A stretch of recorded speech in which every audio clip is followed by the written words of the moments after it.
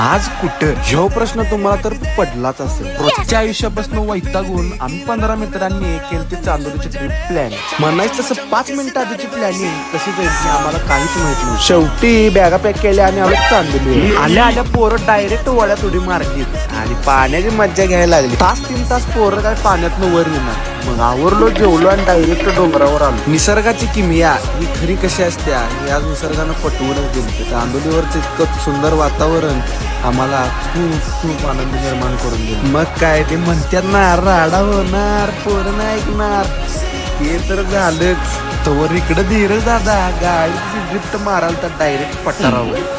तेवढं आवरलो आणि निसर्गाचा आनंद घेण्यास डोंगरात गेलो. पोरं पण काय ऐकत नव्हती. पोरं बी गाडी म्हणून पळवालती. दर्यातनं गाडी पळवायला मज्जा तर खूप यायलती. नैसर्गिकरित्या तयार झालेला धबधबा बघा.